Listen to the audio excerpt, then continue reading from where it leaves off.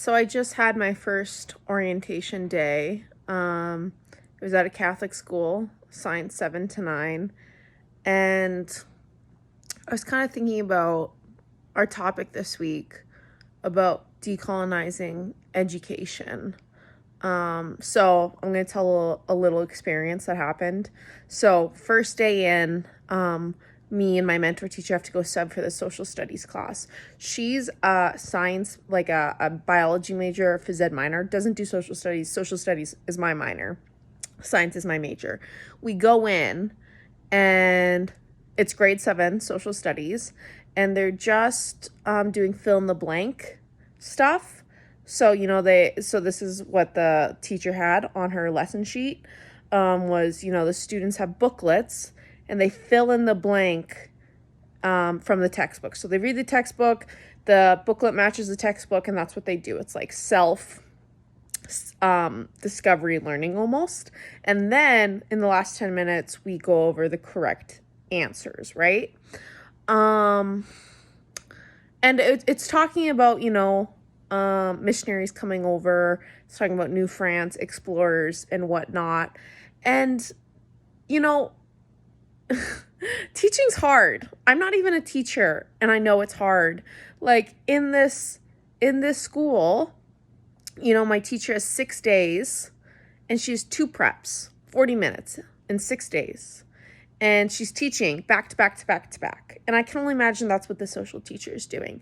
So imagine having about 120 kids, 150 kids coming and going through your classroom. You're trying to teach every single one of them. You're just trying to get the curriculum across and get outcomes so you don't get fired. And then you have to put decolonizing education into practice. How do you do that? Sometimes, at least for me right now, because I'm like a baby coming into it, but it feels like teachers have 50,000 different roles to do and 50,000 different outcomes to hit. And if you don't hit each one, you're a failure.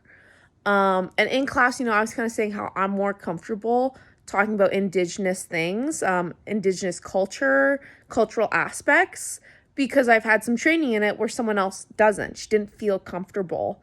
And to some people that might be like I'm a better teacher than her. Or, someone who's more educated than me is a better teacher, and we have these scales of what's a good good, bad, whatever teacher. And that's such a Western viewpoint. If we want to talk about decolonizing education, I think I talked a lot about it in class. I had a huge, I felt like I had a huge talking point this last seminar, which I didn't even mean to. And I had a lot of thoughts about decolonizing education, but just even today when I was in school, and, there's 40-minute blocks for junior high, and you're just trying to get all your points across, and it's so fast paced, and you just have 120 students, and I don't even know how I'm going to remember everyone's name. And then the bell rings and everyone's gone, and then they come and it's bam, bam, bam, bam. That's such a Western educational system. And we're talking about a multicultural Canada, okay, in class, and how, multicultural, it's like a blanket word. It shields the dominant group and the tragedies minority groups went through. And I was thinking about that today as well. I'm going to say it's a split between minority groups and the dominant group, so white people. It's a huge split. It's quite ethnically diverse in this school. I was thinking, okay, there's Islamic schools, there's Jewish schools, there's Catholic schools, there's public schools. It is a multicultural Canada, but then I was thinking there's no Indigenous schools. I did a research thing on this, but there is a school board in the Yukon that is the first school board that is Indigenous based. But that's only one. There's no Indigenous. There's reservation, there's reserves that Indigenous peoples can have, but we still implement our school system in that in their community. You know, when are we going to switch our education system?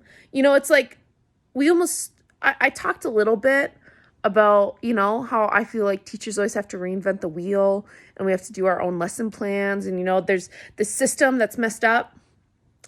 I feel like even a bigger picture that may never get solved is the entirety of the education system and how it is so westernized and Eurocentric. When are we going to not just teach about different cultures, but actually implement different cultural ideas into the education system? Like, when are we not going to go by bell systems? Or, you know, I don't think we ever will, but if we're going to talk about decolonizing education, that has to be brought up. That our entire education system is founded upon, let's go back to that grade 7 social studies class that I was subbing in today. Let's go back to that, and how our entire education system is founded on Europeans coming over and building schools, and then it you know, came from there. That's where it comes from. So to get to the root of the school system and decolonizing it, we have to completely revamp what it is. And we try and do that with land-based learning or outdoor education. But again, that's just one subject in this westernized school system. And I don't know if it's ever going to be solved. But those are my thoughts on decolonizing the future. Those are my thoughts on the future of education. And I hope that it can be a discussion brought up. And I hope it doesn't get lost in the politics of education. So that's my last journal entry. It's been a fun time.